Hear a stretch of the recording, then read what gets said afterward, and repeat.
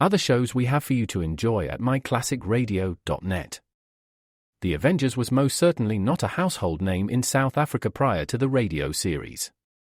With no national television service until 1976, the mechanism simply was not present in the country to show television programs to mass audiences. While many other countries reveled in the filmed adventures of John Steed and company, South Africa was not equipped to join in the fun. The series took Britain by storm and made a major impression in the American markets, being that greatest of rarities, a British series given a network transmission slot.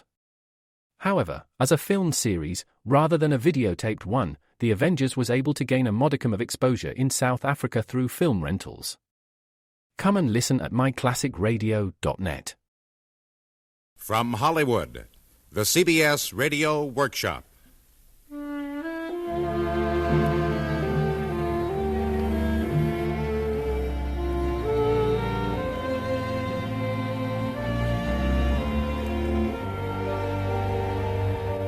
Where are the weak of will, the strong of arm, the clown, the boozer, the fighter? All are sleeping on the hill.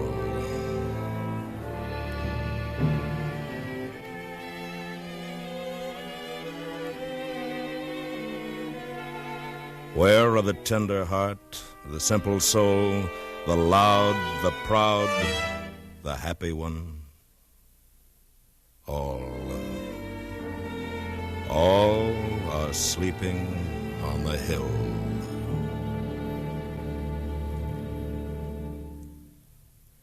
The CBS Radio Workshop, dedicated to man's imagination, the theater of the mind, presents Epitaphs, with the words from Edgar Lee Masters' Spoon River Anthology, the music of Wolfgang Frankel, and your narrator, William Conrad.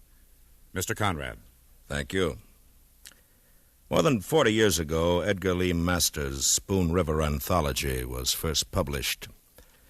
Although this group of subjective epitaphs from an Illinois graveyard is scarcely remembered today, it profoundly affected a generation of American writers, opening their minds to the vast dimensions of the character of our land and its people. In the years that followed the publication of Spoon River, while we were becoming acquainted with giant after giant, Sinclair Lewis, Ernest Hemingway, Sherwood Anderson, Carl Sandburg, the poetry of the quiet, bespectacled law partner of Clarence Darrow has all but been forgotten. We feel that this should not be. And so to a new generation, we beg leave to offer a few of the townspeople of Spoon River, as Edgar Lee Masters saw them. They speak from the burial ground on the hill above the village. What they say is often at variance with the words graven upon their tombstones, and at variance, too, with their fellow townsmen's opinions of him. For even in the stillness of death, they are disturbingly human. None so good nor so bad as he may have seemed while yet alive. There was Robert Fulton Tanner, who ran the village hardware store. Looking back, he thought he had developed at last a concept of life. If a man could bite the giant hand that catches and destroys him, as I was bitten by a rat while demonstrating my patent trap in my hardware store that day, but a man can never avenge himself on the monstrous ogre life. You enter the room, that's being born, and then you must live, work out your soul. Aha, the bait that you crave is in view. A woman with money you want to marry, prestige, place, or power in the world. But there's work to do and things to conquer. Oh, yes, the wires that screen the bait. At last you get in, but you hear a step. The ogre life comes into the room. He was waiting and heard the clang of the spring to watch you nibble the wondrous cheese and stare with his burning eyes at you and scowl and laugh and mock and curse you, rubbing up and down in the trap until your misery bores him.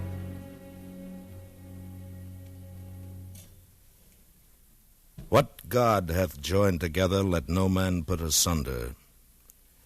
How often had the Reverend Lemuel Wiley enjoined these words, and those others, the corollary, till death do you part. Well, Mrs. Charles Bliss heard them once, and lived and died, regretting having heard. Reverend Wiley advised me not to divorce him for the sake of the children, and Judge Summers advised him the same. So we stuck it out to the end of the path. But 2 of the children thought he was right, and 2 of the children thought I was right.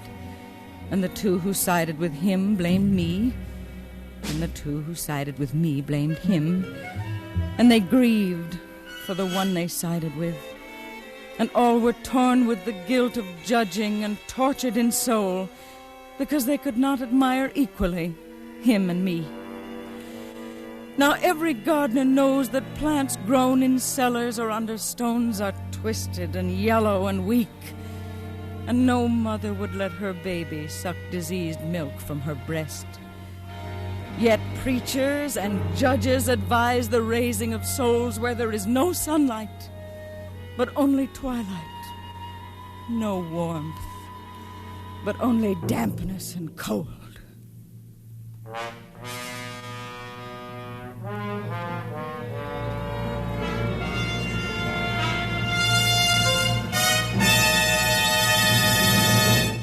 Preachers and judges.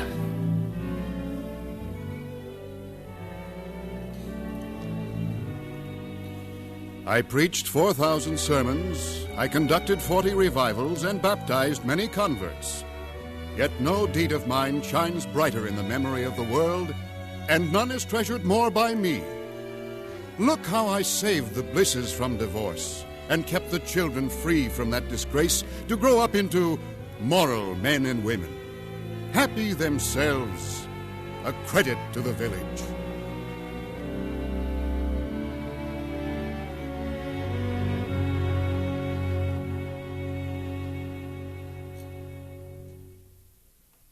The population of the burying ground on the hill is far greater than the village itself, for most of those who passed through the village now rest here. Those who had known the men of the Revolution, those who had marched off to Mexico in 46, and to Vicksburg and Gettysburg and Petersburg sometime later, and those who sent lovers and sons to the war between the states. Here are 3 such: Nolt Hoheimer, Anne Rutledge, and Hannah Armstrong.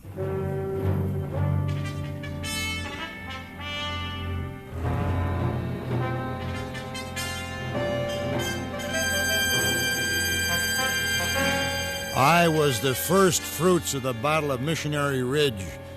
When I felt the bullet enter my heart, I wished I'd stayed at home and gone to jail for stealing the hogs of Curl Trenery instead of running away and joining the army. Rather 1,000 times the county jail than to lie under this marble figure with wings and this granite pedestal bearing the words Pro Patria. What do they mean, anyway?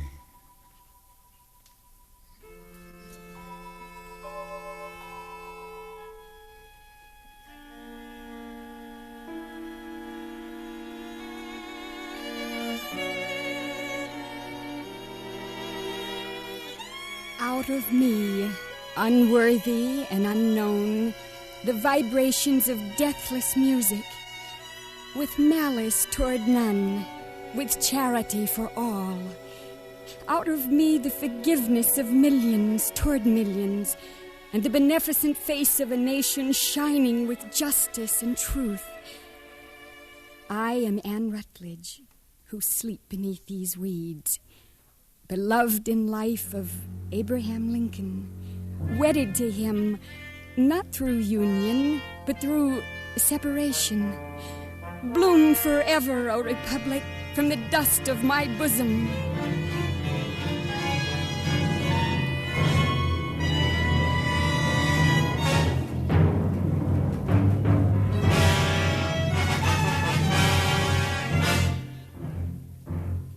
I wrote him a letter asking him for old time's sake to discharge my sick boy from the army. But maybe he couldn't read it. Then I went to town and had James Garber, who wrote beautifully, write him a letter. But maybe that was lost in the mails. So I traveled all the way to Washington. I was more than an hour finding the White House. And when I found it, they turned me away, hiding their smiles. Then I thought, oh, well, he ain't the same as when I boarded him and he and my husband worked together and all of us called him Abe there in Menard. As a last attempt, I turned to a guard and said, please say it's old Aunt Hannah Armstrong from Illinois. Come to see him about her sick boy in the army. Well, just in a moment they let me in. And when he saw me, he broke in a laugh and dropped his business as president and wrote in his own hand Doug's discharge, talking the while of the early days and telling stories.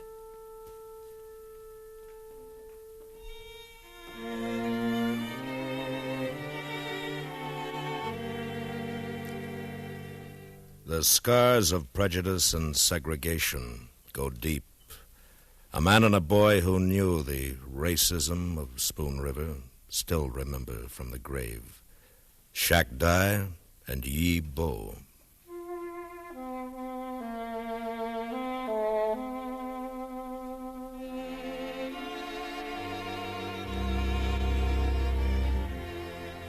The white men played all sorts of jokes on me. They took big fish off my hook and put little ones on while I was away getting a stringer, and made me believe I hadn't seen aright the fish I'd caught. When Burr Robbins' circus came to town, they got the ringmaster to let a tame leopard into the ring, and made me believe I was whipping a wild beast like Samson, when I, for an offer of $50, dragged him out to his cage. One time I entered my blacksmith shop and shook as I saw some horseshoes crawling across the floor as if alive. Walter Simmons had put a magnet under the barrel of water. Yet every one of you, you white men, was fooled about fish and about leopards too. And you didn't know any more than the horseshoes did what moved you about Spoon River.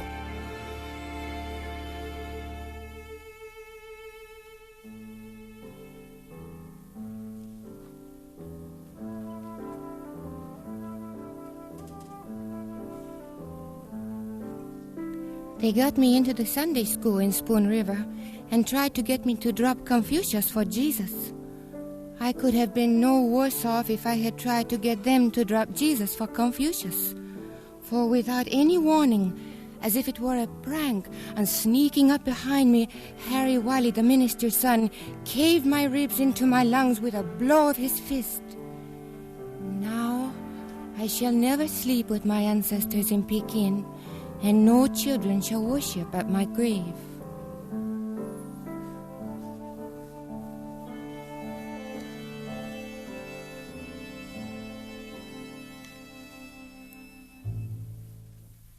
But it is written, the sins of the fathers shall be visited upon the children, even unto the third generation.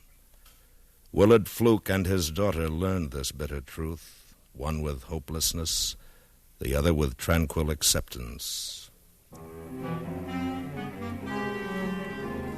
My wife lost her health and dwindled until she weighed scarce 90 pounds. Then that woman whom the men styled Cleopatra came along, and we married ones all broke our vows, myself among the rest. Years passed, and one by one death claimed them all in some hideous form. And I was borne along by dreams of God's particular grace for me, and I began to write reams on reams of the second coming of Christ. Then Christ came to me and said, "Go into the church and stand before the congregation and confess your sin." But just as I stood up and began to speak, I saw my little girl who was sitting in the front seat. My little girl who was born blind. After that, all is blackness.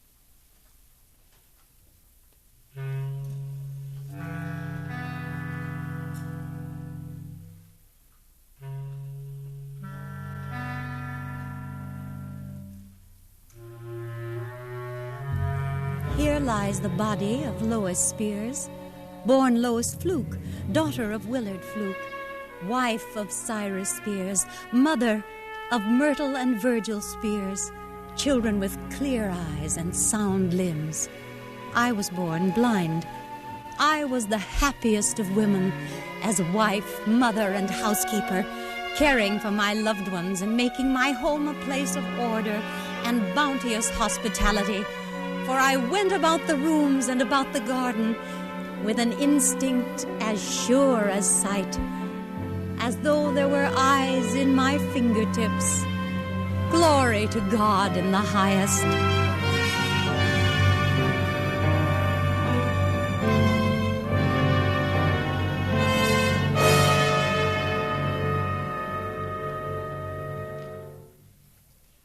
What would you say of Circe Foote, a young man with a problem? Who is to judge this victim of a senile aunt? Who is to know how he will be judged on that final day?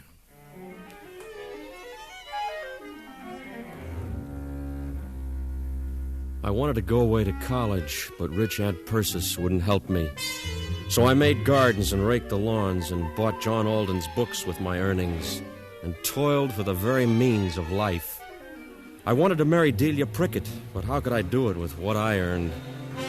And there was Aunt Persis, more than 70, who sat in a wheelchair, half alive, with her throat so paralyzed when she swallowed the soup ran out of her mouth like a duck.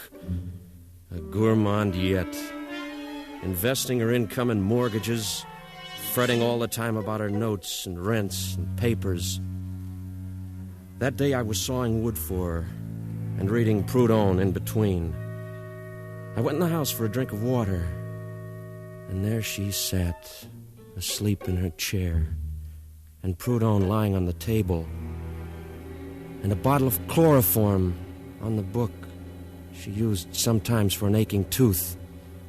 I poured the chloroform on a handkerchief, and I held it to her nose till she died. Oh, Delia. Delia, you and Proudhon steadied my hand. And the coroner said she died of heart failure. I married Delia and got the money. A joke on you, Spoon River?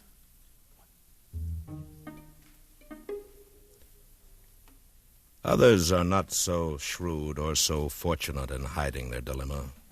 And in a small town, one person's problem can become the cross of another and another. And so it was with Minerva Jones and Doc Myers.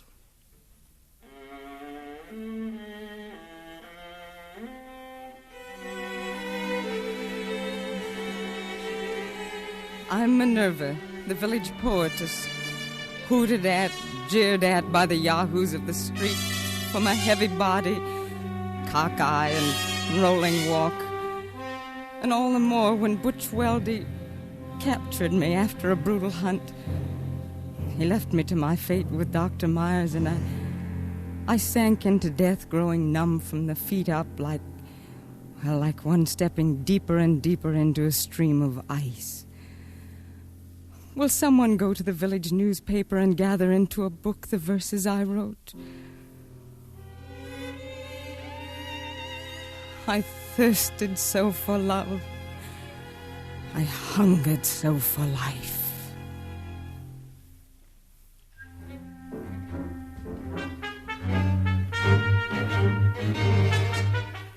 No other man, unless it was Doc Hill, did more for people in this town than I.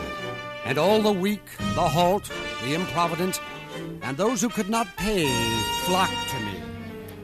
I was good-hearted, easy Dr. Myers. I was healthy, happy, in comfortable fortune, blessed with a congenial mate. My children raised, all wedded, doing well in the world. And then one night, Minerva, the poetess, came to me in her trouble, crying. I tried to help her out. She died. They indicted me. The newspapers disgraced me. My wife perished of a broken heart, and pneumonia finished me.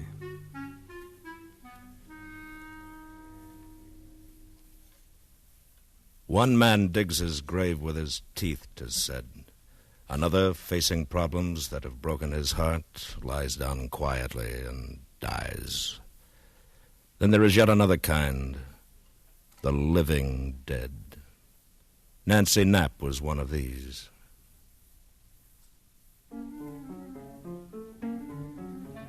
Well, don't you see, this was the way of it. We bought the farm with what he inherited, and his brothers and sisters accused him of poisoning his father's mind against the rest of them. And we never had any peace with our treasure. The moraine took the cattle and the crops failed, and lightning struck the granary, so we mortgaged the farm to keep going.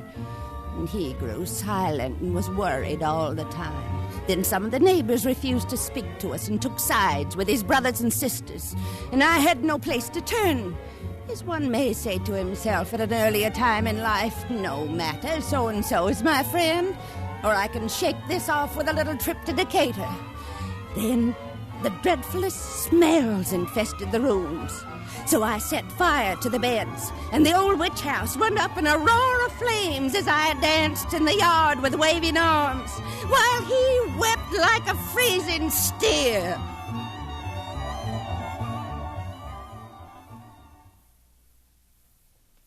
Thank God not all of us are mean and wretched and weak.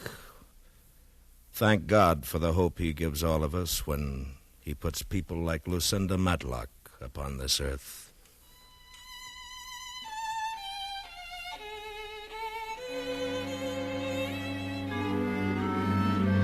I went to the dances at Chandlerville and played Snap Out at Winchester. One time we changed partners, driving home in the moonlight of middle June. And then I found Davis. We were married and lived together for 70 years, enjoying, working, raising the 12 children, 8 of whom we lost ere I had reached the age of 60.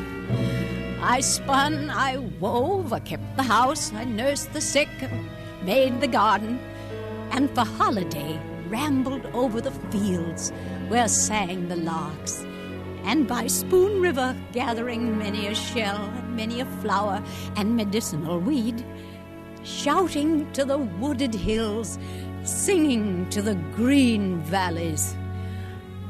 At 96, I had lived enough. That is all, and passed to a sweet repose. What is this I hear of sorrow and weariness, anger, discontent, and drooping hopes?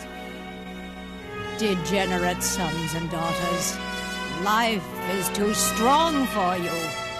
It takes life to love life.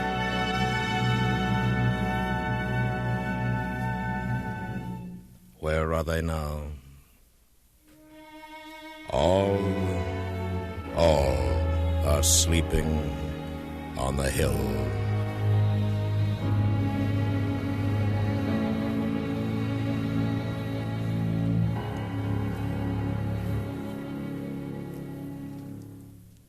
You have just heard the CBS Radio Workshop's production of Epitaphs, excerpted from the Spoon River Anthology of Edgar Lee Masters, with original music composed and conducted by Wolfgang Frankel.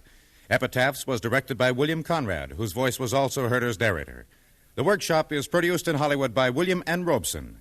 The citizens of Spoon River were recreated by Lillian Bayer, Virginia Christine, Virginia Gregg, Sammy Hill, Vivi Janis, Jeanette Nolan, Lorraine Tuttle, Parley Bear, Dick Crenna, John Daner, Roy Glenn, John McIntyre, Howard McNear, and John Stevenson. Next week, from New York, the CBS Workshop will present The Seven Hills, a personality sketch of one of the world's most unique and ancient cities, Eternal Rome. This is the CBS Radio Network.